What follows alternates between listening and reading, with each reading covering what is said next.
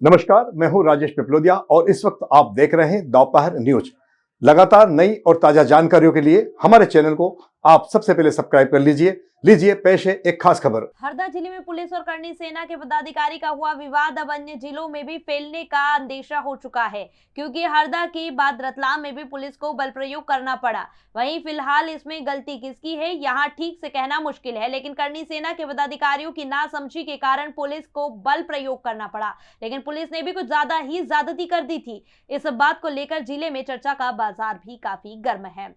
एक व्यापारी की गिरफ्तारी को लेकर पुलिस पर लेनदेन का आरोप लगाते हुए करनी सेना के द्वारा हरदा में धरना प्रदर्शन किया जा रहा था। इस दौरान करनी सेना से जुड़े कुछ नेता मध्य प्रदेश को भी राजस्थान समझने की भूल कर बैठे थे, लिहाजा उन्होंने पुलिस प्रशासन की चेतावनी को लगातार नजरअंदाज करते हुए अपना आंदोलन जारी रखा। बल्कि कुछ लोगों ने कानून हाथ में लेने का भी प्रयास किया, लिहाजा पुलिस को बल प्रयोग करना पड़ा। इस दौरान पुलिस ने कुछ लोगों की गिरफ्तारियां भी की थी, जिसमें प्रदेश अध्यक्ष जीवन सिंह सेरपुर भी शामिल थे। पुलिस ने इन्हें बाद में रिहा कर दिया था। इसके बाद फिर कुछ कार्यकर्ताओं ने पुलिस के खिलाफ आंदोलन शुरू कर दिया था। आंदोलन को लेकर यहां लोग एक हॉस्टल में बैठक भी कर रहे थे। इस दौरान पुलिस कुछ लोगों की गिरफ्तारी के लिए हॉस्टल में पहुंची थी, लेकिन यहां एक बार फिर पुलिस और करनी सेना के कर्ता धर्ताओं का आमना सामना हो गया। लिहाजा पुलिस ने हॉस्टल में ही कुछ लोगों की जमकर पिटाई कर दी, जिसमें लड़कियां भी शामिल थी।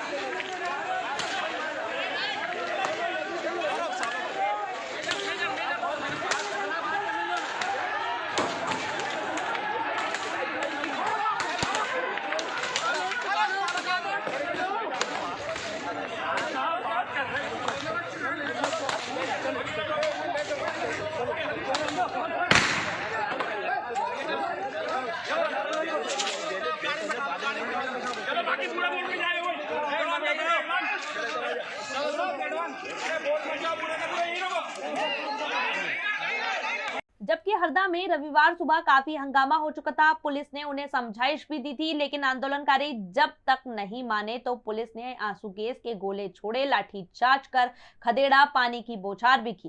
काफी देर बाद प्रदर्शनकारियों को नियंत्रित किया गया। प्रदर्शन में शामिल करनी सेना के प्रदेश अध्यक्ष जीवन सिंह सेरपुर समेत 50 लोगों को पुलिस ने गिरफ्तार कर जेल में भेज दिया गया था। यहाँ तनाव के चलते हरदा, नर्मदापुरम, बैतूल, सीहोर और देवास, खंडवा जिले के पुलिस फोर्स को तैनात किया गया। अरे यार रुकना यार, रिपीट पूरा शुरू से। नहीं ये यहाँ से ये लास्ट है। जबकि हरदा में रविवार सुबह काफी हंगामा हो चुका था। पुलिस ने उन्हें समझाइश दी थी, लेकिन आंदोलनकारी जब तक नहीं माने तो पुलिस ने आंसू गैस के गोले छोड़े, लाठीचार्ज कर खदेड़ा, पानी की बौछार भी की। काफी देर बाद प्रदर्शनकारियों को नियंत्रित किया गया। प्रदर्शन में शामिल करनी सेना के प्रदेश अध्यक्ष जीवन सिंह सेरपुर समेत 50 लोगों को पुलिस ने गिरफ्तार कर जेल में भेज दिया था।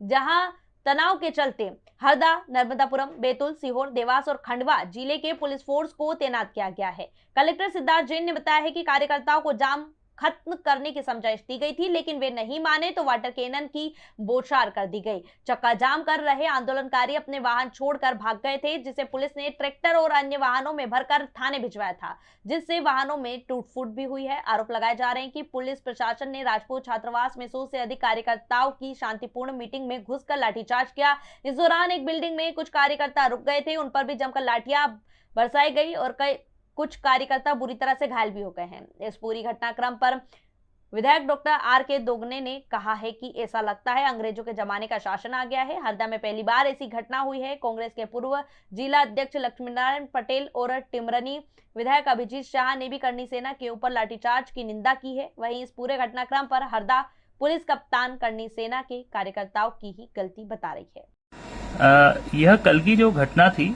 वह उसमें मुख्य बिंदु यह था कि वर्ष 2024 में एक एफआईआर की गई थी, जिसमें मुख्य आवेदक थे सुनील राजपूत और आशीष राजपूत, और उनके कहने पे ही एफआईआर की गई थी।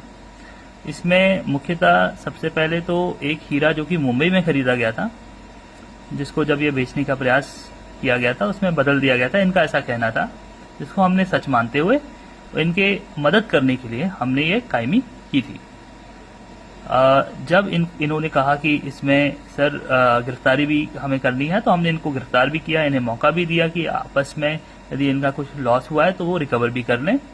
बट जब 1 साल हो गया, उसमें चालान अब हमें पेश करना है न्यायालय में, तो इनके द्वारा उसमें अवरोध पैदा किया गया, जिस अवरोध के चलते हुए पुलिस को चालान पेश करने में दिक्कत आई।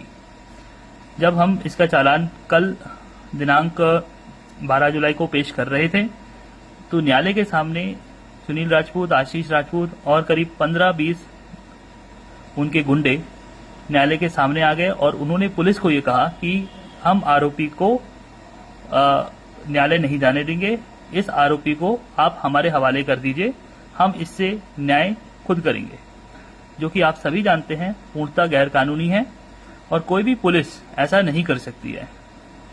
जब पुलिस ने इस चीज का विरोध किया तो उन्होंने इस चीज के नारे लगाए, क्योंकि वह न्यायालय परिसर था। तो पुलिस ने कहा कि आप न्यायालय परिसर में ऐसा मत करें, आप थाने चलें, थाने में चल के बातचीत की जाएगी।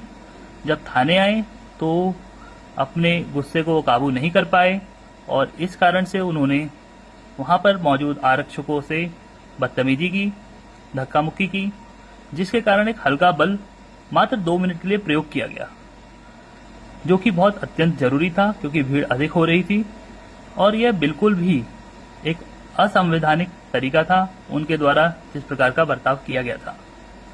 तो यही एक मुख्य वजह थी। मुझे लगता है कि जो भी इनका कारण था वह एक पर्सनल लॉस का था, पर्सनल मैटर था, उसमें किसी ऑर्गेनाइजेशन को जोड़ना या किसी समाज को जोड़ना बिल्कुल नहीं चाहिए था। तो यही मैं आपको कम्युनिकेट करना चाहता हूँ। Thank you.